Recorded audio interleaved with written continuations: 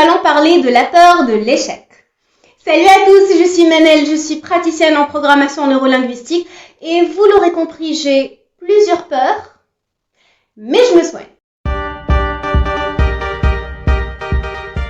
Tu ne te portes jamais volontaire pour gérer un projet. Tu ne retiens que les remarques négatives. Tu te compares toujours aux autres et à leur réussite. Et tu te sens malade avant chaque événement important. Tous ces signes montrent que c'est la peur de l'échec qui te joue des tours. Selon les psychologues, l'échec renvoie à une blessure narcissique. Il fait mal parce qu'il fait perdre la confiance en soi, d'autant plus qu'il n'est pas valorisé socialement. Alors, que faire ? On va pas se mentir, l'échec est désagréable. Il est dur à encaisser, il fait mal, il remet tout en cause et c'est un petit peu la fin du monde. Littéralement, c'est vraiment la fin de quelque chose. On a été éduqués à ressentir de la honte, de la tristesse, de la colère lorsqu'on échoue à quelque chose. C'est un petit peu notre système éducatif qui a enraciné encore plus l'équation suivante. Échec égale douleur.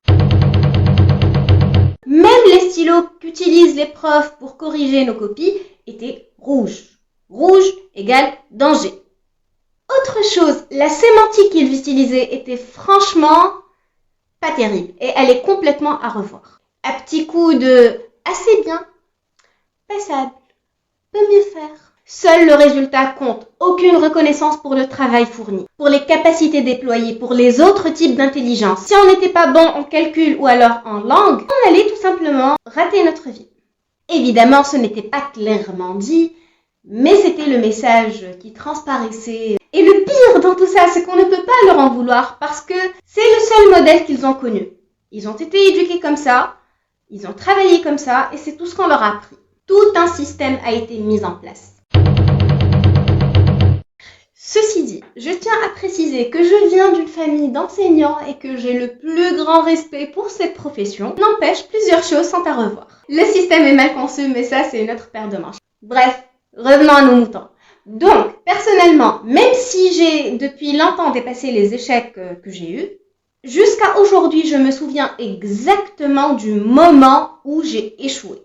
Je me rappelle de la pièce, des couleurs, des personnes. C'est pour vous dire l'impact que peut avoir un échec sur une personne.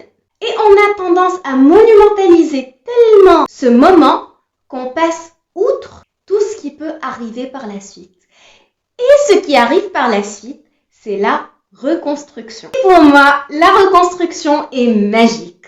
L'échec te rend plus fort, plus attentif et plus intelligent. Je n'en serais pas là aujourd'hui si je n'avais pas eu mes échecs. Je ne me serais pas remise en question et je n'aurais surtout pas changé de chemin. Je n'aurais pas eu la force d'affirmer qui j'étais, qui je suis, et ce que je veux vraiment. On dit toujours qu'il est plus facile de savoir ce qu'on ne veut pas que de savoir ce qu'on veut. Et justement, nos échecs et nos erreurs permettent d'affiner un petit peu plus ce qu'on ne veut pas, de façon à ce qu'on puisse déterminer ce qu'on veut réellement. Et ce qui est vraiment important pour nous. D'y voir plus clair, de repartir de plus belle, dans une autre dynamique, dans une nouvelle dynamique, puisque justement cette fois-ci, tu ne pars pas de zéro, tu pars à partir de ton expérience. Donc, l'échec peut te permettre de te préparer à ta réussite. Tu peux vraiment voir l'échec comme une opportunité d'apprentissage. C'est comme ça que c'est vu aux US et puis c'est comme ça que c'est vu en PNL. C'est une nouvelle étape de connaissance et de conscience de soi, très utile dans tous les domaines de la vie. En dédramatisant l'échec, tu prends de la hauteur sur la situation et tu pourras donc en tirer profit. Le truc, c'est de vraiment tirer des leçons de ces échecs. Alors, je te souhaite vraiment de tout cœur de voir la beauté de l'échec. Que tu arrives à voir au-delà de la peine, de la colère, de la honte et de l'angoisse pour voir que ces émotions sont passagères. Et ce qui compte et ce qui va rester, c'est justement ta capacité à te recréer, à renaître de tes cendres, tel un phénix. Notre zone de confort qui est si chère à notre cœur nous rassure. Elle nous assure que nous serons toujours choisi, reconnu, désiré, accepté et identifié comme une personne capable de. En faisant ce qu'on a toujours fait, on ne risque pas le rejet ni l'abandon. Alors, toutes les actions potentielles qui peuvent nous éloigner de notre zone de confort, de ce qui nous est connu, secouent notre confiance en nous-mêmes et un discours interne négatif apparaît.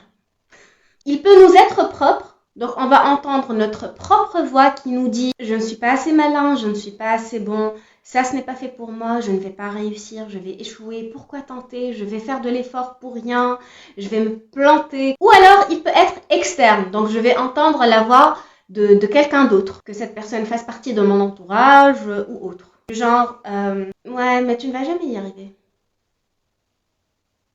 T'es pas capable de faire ça. Laisse tomber, ça ne va jamais marcher. » Tu vois? Je te l'avais bien dit que ça marcherait pas. Je le savais. Oh non, la pauvre. J'aimerais vraiment pas être à sa place. Même si tu penses que certaines de ces croyances ont une petite part de légitimité, elles te bloquent et elles ne te sont pas utiles. Et donc, à la poubelle. Parce que tu risques de passer ta vie au même endroit, d'avoir des regrets et au final de penser que tu es passé à côté de ta vie. As-tu vraiment envie de ressentir ça? À mon sens, bien que je ne sois pas la vérité absolue, je pense qu'il est important qu'on redéfinisse l'échec. L'échec est un apprentissage, l'échec est une expérience, l'échec est un résultat. Ma valeur personnelle ne dépend pas des résultats que j'obtiens, mais plutôt du travail que je suis en train de fournir. Choisis de nouvelles croyances qui te sont utiles et répète-les un petit peu tous les jours de façon à ce que ça devienne ton nouveau mantra. Pour conclure, je te propose de faire ce petit exercice. Fais une recherche sur ton idole, une personne à qui tu as envie de ressembler. Ton idole. Et rends-toi compte à quel point il ou elle a foiré, combien de fois il a dû recommencer et surtout là où il en est maintenant. Tu arriveras très facilement à relativiser ton propre parcours. Et en parlant du fait de relativiser le parcours, je t'invite vraiment à voir les événements de ta vie, ton projet de vie, sur le long terme. Je prends un exemple. Faire des études de médecine. On sait tous que c'est long, que c'est fastidieux, etc. Et qu'au bout de la 4e, 5e année, tu te rends compte que finalement, la médecine, c'est pas pour toi, ça ne te rend pas heureux. Là, je t'invite vraiment à voir l'ensemble de ta vie. Qu'est-ce qu'un an, 2 ans, 3 ans, 5 ans par rapport à toute une vie, par rapport à toute une carrière? Sur ce, je vous remercie tous de m'avoir suivi jusqu'à la fin et je vous embrasse. À la prochaine. Au revoir.